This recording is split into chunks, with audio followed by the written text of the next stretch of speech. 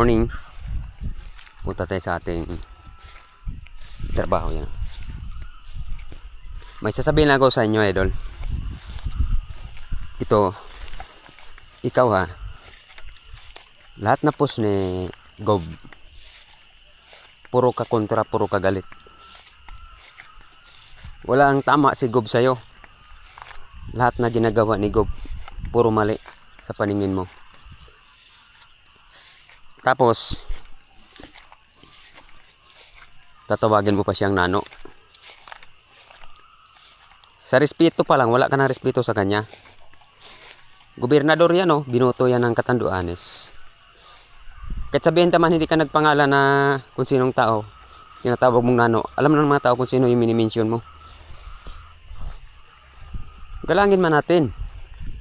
Antayin ninyo sa 2028. Talunin ninyo. Sasabihin ninyo walang nangangkin ng proyekto, hindi naman sa kanya. Hindi naman talaga sa kanya pira yan. Hindi nga namigay ng pira yan na nanalo siya. Binoto yun ng mga tao na walang kwarta.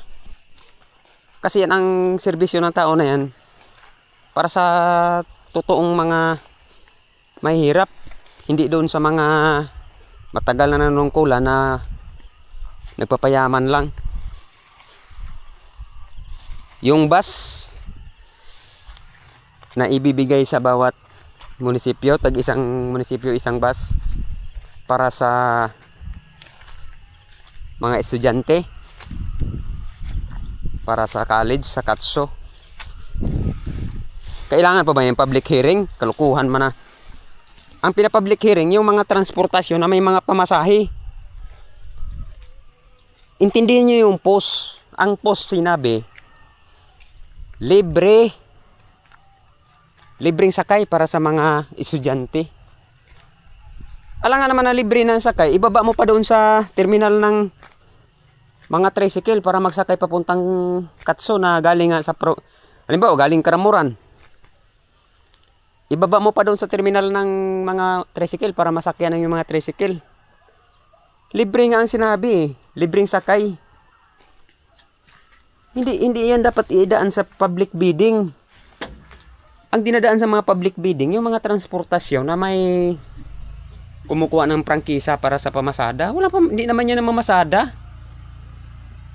Regalo yan sa munisipyo kada ano. Mga idol, yung pwede man tayo magkontra. Wala man problema kontrahin natin yung mga namumuno sa gobyerno kasi kailangan pupunain natin para yung kakulangan nila magagawa nila ng paraan. Pero kung lahat naman na ginagawa ng isang tao mali naman sa ating paningin, imposible naman na puro mali yan. May totoo ang tao, may mga mali yan, hindi naman perfecto eh. Pero kung lahat na mga ginagawa puro madungis sa tingin mo, kritiko yon. Kritiko na yun, hindi na yun tama. Kasi may mga tao nag-o-observe. Halimbawa, taga-Isla ka, o taga doon ka sa Mindanao, Bukidnon, or sa Cebu City. Kahit anong lugar ka nakatira, pag naramdaman ng mga tao na kinikritics mo yung isang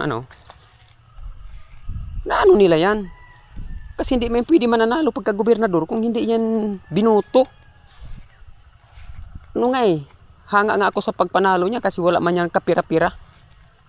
Yan ang nananalo dito sa lugar na to na walang binigay kahit piso.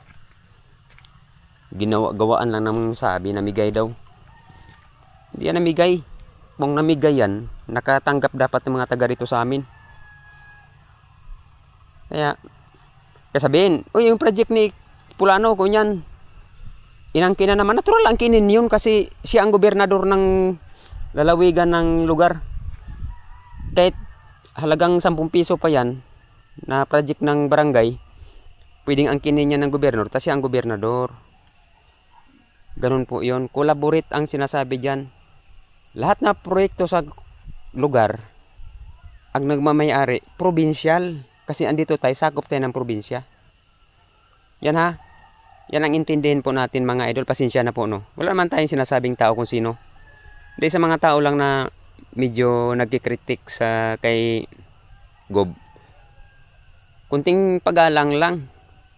Pwede naman natin sabihin na, oy, yung si Honorable Gobernador ganito, lagyan man natin Honorable, wag naman din na sinano. Grabe naman. Kung kakasuhan ka ng ating gobernador, bahala ka. Wala kaming magagawa diyan kung kakasuhan ka.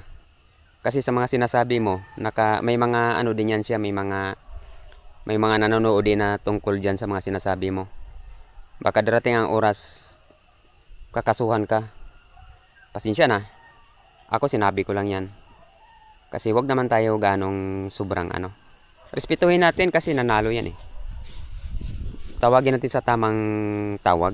Wag yung nano-nano ano yun. Sobrang discriminate naman yan. Parang PW natin. Salamat po mga idol.